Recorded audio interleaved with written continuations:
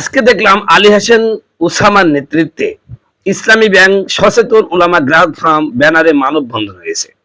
নেতৃত্ব দিয়েছেন Ali Hasan Osama. Banner দেখে মনে হলো দেশের সমস্ত সচেতন আলিম এক জায়গায় জামায়াত হয়েছেন। পরে একটু ভালো করে তাকিয়ে দেখি, আরে এ তো পরিচিত মুখের মেলা।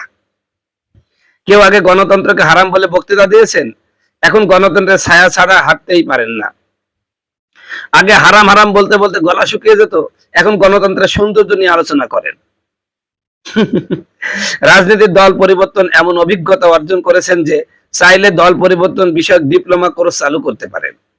আবার কেউ আছেন যিনি অতীতে বিভিন্ন আলেম ও নেতাকে নিয়ে ব্যঙ্গ বিদ্রুপ করেছেন, কটাক্ষ করেছেন, নানা বিশ্লেষণ বিতরণ করেছেন। আজ তিনি হঠাৎ করে সচেতন উলামা ব্যানারের প্রধান মুখ। তবে সবচেয়ে বড় প্রশ্ন হলো, এরা যদি সচেতন উলামা হন তাহলে দেশের বাকি হাজার হাজার আলেম কি স্লিপ মোডে আছেন, নাকি নতুন কোন ক্যাটাগরি এসেছে?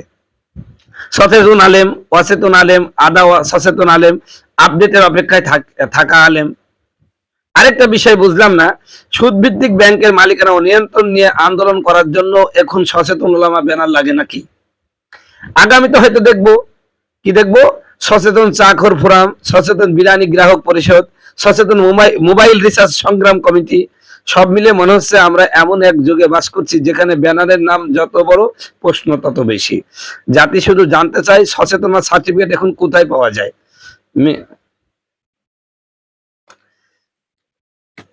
জাতি জানতে চায় যে জাতি জানতে চায় সচেতনতার সার্টিফিকেট কোথায় দেওয়া হয়। তো ভাইয়ের আমার, বাংলাদেশে ইসলামী ব্যাংক বলেন আর যেই ব্যাংকে বলেন, সব জায়গায় সুদ আছে। ইসলামী ব্যাংক একদম সম্পূর্ণ কিন্তু ইসলামিক না, এর মধ্যে সুদ আছে। সেই সুদ ভিত্তিক ব্যাংকের জন্য উলামায়ে কেরাম ব্যানার বানিয়ে যে আন্দোলন করছেন, এটা কেমন সচেতন আলেম আমার তো বুঝে আসছে না। এর মধ্যে তো কোনো সমস্যা আছে মনে করছি আমি, সমস্যা আছে। বাংলাদেশের ব্যাংক মানেই সুদ ভিত্তিক অর্থনীতি। সেই সুদের ব্যাংকে মানে স্থায়ী করার জন্য কারো হাত ছাড়া যেন না হয়ে যায়, এই জন্য যে আপনারা আন্দোলন করছেন, সেই আন্দোলনে সহযোগিতা করছেন। আপনারা নিজেরাই তো সচেতন আলেম না, আপনারা আবার সচেতন আলেম নাম দিলেন কেন? মনে রাখবেন, মদের বোতলে হালাল লেখলে ওই মদ যেমন হালাল হয়ে যায় না, ঠিক তদ্রুপ ভাবে ব্যাংকের শুরুতে ইসলাম লেখলে সেটা ব্যাংক হয় না। আমাদেরকে বিভিন্ন ভাবে বৈধ ব্যাংকিং ব্যবস্থা দেখানো হয়, কিন্তু হয় কতটুকু? বৈধ তরিকায় কয়টা চলে তো না, কিন্তু এভাবেই চলে যাচ্ছে। সম্মানিত বন্ধুগণ, আমার ভাইরা আমার, আলী হাসান উসামাকে নিয়ে আর কিছু বলার নাই। যে আগে যা বক্তব্য দিয়েছেন পুরোটাই উল্টা হয়ে গেছে। এখন যত বক্তব্য দেবো এটা নিজেদেরই অপমানিত হওয়া, কারণ সে আমাদেরই সন্তান, আমাদের কাছেই ছিল, এখন হাতছাড়া হয়ে গেছে। তাই তবে একটা কথা অবশ্যই জানা উচিত যে মানুষ যখন পথভ্রষ্ট হয়ে যায় তখন সে অন্ধ হয়ে যায়। তখন আগে যে মানে ভালো চোখে যা দেখেছিল, এখন তার কাছে সবই ভুল প্রমাণিত হয়ে যায়। সেটাই হয়েছে আর কি। তো বন্ধুগণ, আমার ভাইরা আমার, ইসলামী ব্যাংক গেলে আপনাকে একদম জায়েজ তরিকা দেখাই দেবে, কিন্তু ওরা কিন্তু দেখাই যেটা সেটা করে না। আর এই ব্যাংক হাতছাড়া হয়ে গেলে জামাত ইসলামের অর্থনৈতিক ভাবে সমস্যা হয়ে যাবে। এই জন্য তাদের ভাড়াটা যে আলেমগুলো আছে সেই আলেমগুলো নামিয়ে দিয়েছে।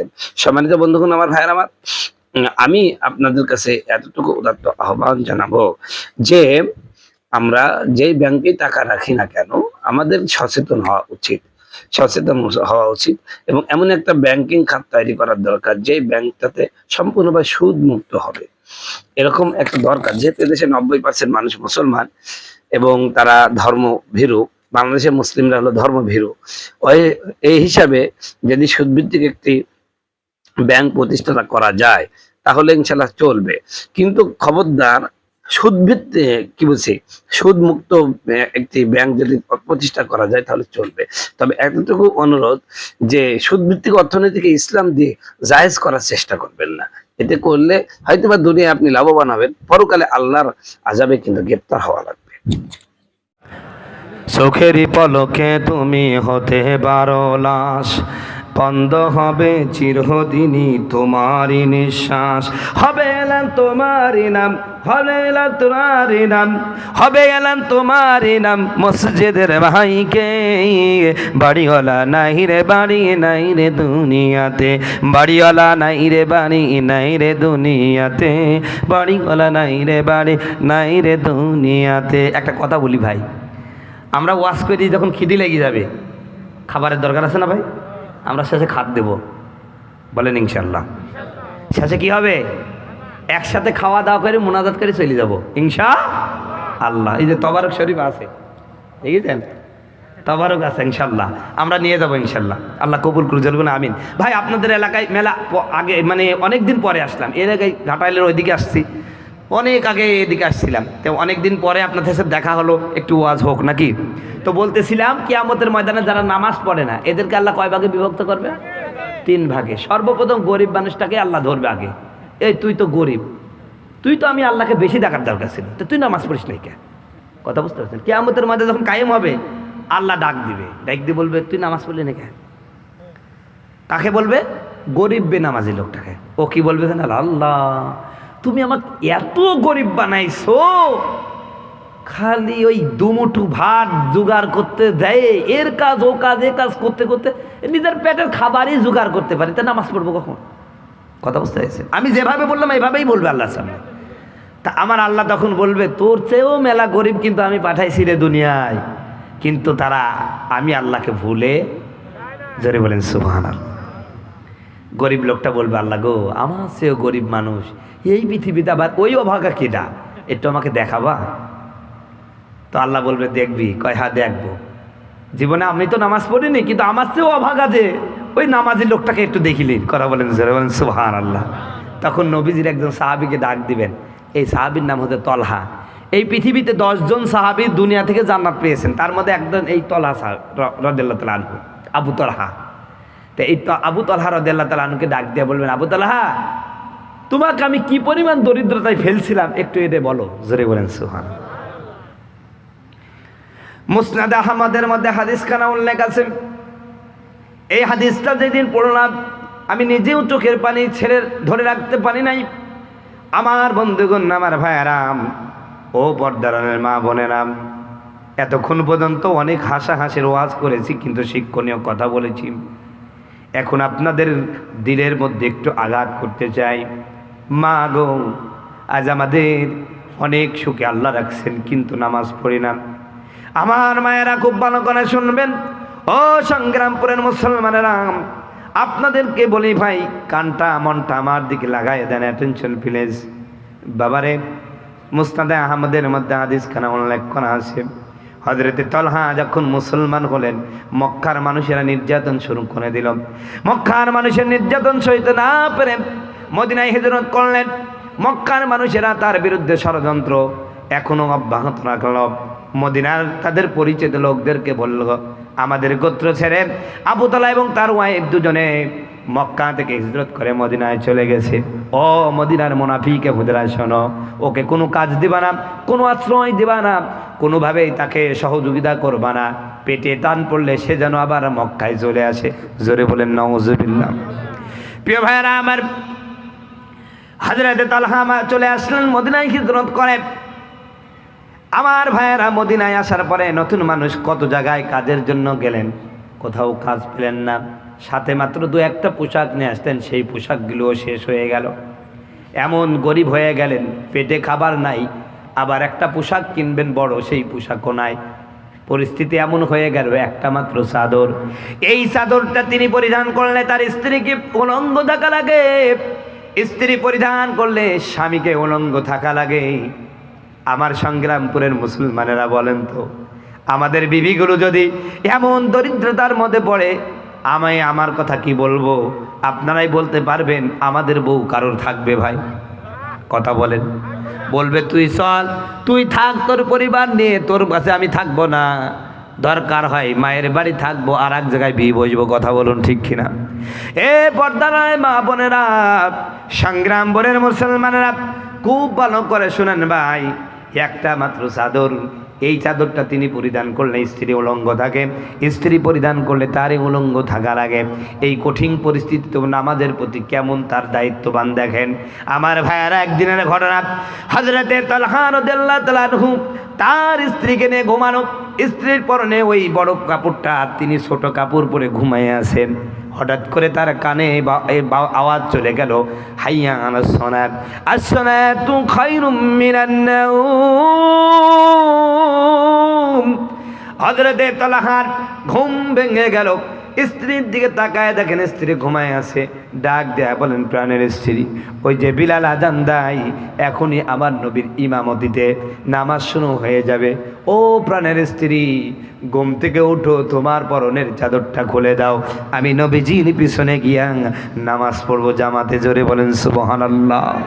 ও সংগ্রামপুরের মুসলমানেরা, আজ নামাজ পড়েন না দরিদ্রতার অজুহাত দিয়ে, হুজুর আমি গরিব মানুষ, পরের জমিনে কাজ করি, এখানে যাই ওখানে যাই, নামাজ পড়তে পারি নাই।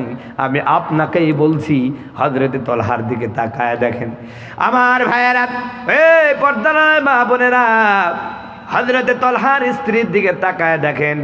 হযরতে তলহা যখন বলল, ও প্রাণের স্ত্রী, ওই যে বিলাল আজান দিয়ে দিয়েছে, এখনই তো রাসূল নামাজে দাঁড়াবে, তাড়াতাড়ি তোমার পরনের চাদরটা খুলে দাও। এই কথা শোনার সাথে সাথে স্ত্রী কেমন আল্লাহওয়ালা, স্বামীর প্রতি কি পরিমাণ ভালোবাসা একটু দেখেন। হযরতে তালহার স্ত্রী আর এক মুহূর্ত দেরি করলেন না, উঠে গেলেন, বললেন, প্রাণের স্বামী আপনি দাঁড়ান, প্রচণ্ড শীত পড়তেছে, আমি একটু দূর থেকে ঝর্ণা থেকে একটু ঠান্ডা গরম পানির ব্যবস্থা করে দিই। জোরে বলেন সুবহানাল্লাহ। স্ত্রী রাগ করলেন না, ক্ষিপ্ত হলেন না, ক্ষুব্ধ হলেন না, তিনি চলে গেলেন, ঝর্ণা থেকে পানি এনে হযরতে তলহাকে ঢেলে দিলেন। তিনি ওযু করলেন, ওযু যখন শেষ হয়ে গেল, পরনের চাদরটা খুলে দিয়া স্বামীকে দেয়া দিলেন। হযরতে তলহা নামাজে বের হয়ে গেলেন। কিছু দূর যাওয়ার পরে পিছন দিক থেকে স্ত্রী ডাক দেবেন, প্রাণের স্বামী শোনেন, আপনার কাছে আমার একটাই কথা হচ্ছে, শোনেন, নামাজ পড়ার পরে নবীজির দরবারে বসে থাকবেন না, আপনি ফেরত আসলে ওই কাপড়টা পরিধান করে আমি নামাজ পড়বো। জোরে বলেন সুবহানাল্লাহ, জোরে বলেন আল্লাহু আকবার। আমার ভাইয়েরা, হযরতে তলহা স্ত্রীর কথা শুনে চোখের পানি ছেড়ে দিয়ে কাঁদলেন, আল্লাহ, এমন দরিদ্রতার কষাঘাতে নির্যাতিত করেছো আমারে, এমন দরিদ্রতাই ফেলে দিয়েছো, একটা কাপড় আমার স্ত্রীকে কিনে দিব সেটাও পারলাম না, তোমার নামাজ পড়ছি, তোমার হুকুম মানবো, তাও স্ত্রীর পরনের কাপড়টা খুলে আনতে হলো। আল্লাহর কাছে শত দুঃখের কথাগুলো বলবেন। আপনারা যখন দুঃখে পড়বেন, ও ভাই, দুঃখের কথাগুলো কাউকে বলবেন না। অনেক সময় রাত্র যখন হয়ে যায়, কেউ নাই, আকাশের দিকে তাকায় মাবুদের কাছে আপনার দুঃখের কথাগুলো বলবেন, দেখবেন একদিন আপনার কোনো দুঃখ থাকবে না। জোরে বলেন সুবহানাল্লাহ। সম্মানিত ভাইরা আমার, হযরতে তলহা হাঁটতেছেন আর আকাশের দিকে তাকিয়ে রবকে বলে দিলেন, রব, তুমি দেখতেছো কি পরিস্থিতির মধ্যে আছে, তবে তোমার কাছে এতটুকু অনুরোধ, রব, তোমার হুকুম মানতে আমি যেন কোনো গাফেল না হয়ে যাই। বলেন সুবহানাল্লাহ। প্রিয় ভাইরা আমার, একটা মাত্র চাদর স্ত্রীর পরন থেকে খুলে আনেন। এই জন্য অনেক সময় নামাজে দেরি হয়ে যায়, সবার পিছনে তিনি মসজিদে যান, সবার আগে মসজিদ থেকে বের হয়ে যান। এই অবস্থা যখন সাহাবায়ে কেরাম দেখল, তারা বলা বলেই শুরু করলো, আবু তলহা বুঝি মুনাফিক হয়ে গেছে। মুনাফিকদের অনেকগুলো আলামত আছে, তার মধ্যে একটি আলামত, মুনাফিক ওরা নামাজে সবার পিছনে যাবে, সবার আগে মসজিদ থেকে বের হয়ে যাবে। আমাদের সমাজেও কিছু মানুষ আছে, দেখবেন কোনো কাজ নাই, ইমাম সাহেব যদি মসজিদে একটু দেরিতে যায়, ইমামের উপরে দাঁত ঝাড়ে। কথা বলুন ঠিক কিনা? অথচ তার কোনো কাজ নাই। আছে না ভাই এরকম? তা মনে পড়ে গেল, একটা ছোট্ট গল্প বলে দিই একটু। আমাদের এই আপনারা আমির হামজা থেকে গল্পটা শুনছেন, কিন্তু গল্পটার একটা ইতিহাস আছে। এই যে আমাদের সমাজও দেখবেন কিছু মানুষ আছে যে কোনো কাজ কাম নাই, কিন্তু মসজিদে এসে 1 মিনিট সময় দিতে রাজি না। কথা বলুন ঠিক কিনা? ওই মসজিদ থেকে বের হয়ে চার দোকানে বসে খালি গল্প করবে, তখন সমস্যা নাই। আর এই গল্প করলে তো হয় ভাই, উনি হচ্ছেন এলাকার সবার চরিত্র সম্পর্কে ভালো জানেন। কয় অমুকে ভালো না, অমুকে ভালো না, অমুকের বউ ভালো না, আমাদের হুজুরটাও ভালো না। কথা বলছে না? এরকম আছে না ভাই? তো আমাদের এলাকায় একটা ঘটনা ঘটছিল যে এক লোক এইরকম মসজিদে নামাজ পড়েই ধরেন ওই এটা করে, এ কাজ করে, কাজ করে, মানে এর সমালোচনা ওর সমালোচনা করে। তো আমার এক বন্ধু বলছে, দোস্ত, আমি এরকম, আমার একটা মুসল্লি ছিল, এরকম ধরলাম, বললাম, এই চাচা, আপনি যে নামাজ পড়েই খালি সারাদিন এখানে বসে থাকেন, কোনো কাজকর্ম করেন না, আপনার কি কাজ টাজ করা লাগে না? নামাজ পড়বেন, কাজ টাজ করবেন। আল্লাহ পাক বলছেন ফাইজা কুদিয়াতে সালাহ ফাংতাশিরু ফিল আরদ, যখন নামাজ শেষ তোমরা জমিনে ছড়িয়ে পড়ো, তোমার কাজ করো। তা আপনি কাজ করেন না কেন? কয় হুজুর কাজ টাজ করেন, আল্লাহ খাওয়ায়। তো হুজুর বলছে যে আমি 5 ওয়াক্ত নামাজ পড়ি, এখানে মক্তব পড়াই, ওখানে মাদ্রাসায় পড়াই, তাই আমার সংসার চলে না। তুমি এখানে গল্প করি তোমার সংসার চলে যায়। আসলে বলো তো তোমার কাজ কি? তোমার তো কোনো ইনকাম সোর্স আছেই না, হলে তো তোমার এত মশাম আসে না। কথা বলুন ঠিক কিনা? তখন বলছে হুজুর আপনাকে না বলি তো লাভ নাই। তো হুজুর আমারও যে অমুক রোডের পাশে 1 বিঘে জমি ছিল, বেশি দিয়েছি। তা আমি বললাম কত দিবে? মানে ওই হুজুর আমার ওই বন্ধু বলছে কত দিবেছেন? কয় হুজুর 75 লাখ টাকা দিই। তাই 75 লাখ টাকা কী করেছেন? কয় হুজুর ব্যাংকে ওই যে কিসে জানে রাখলে কয়টা টাকা দেয়, লাখে কয় টাকা দেয়, লাখে মনে হয় কয়টা টাকা দেয় আর কি 1000। ওই দেখেন, তো 1000 টাকা দেয়, তো 75 লাখ রাখিছে, কত ভাই পাবে? ওর কি কাজ করা লাগবে ভাই?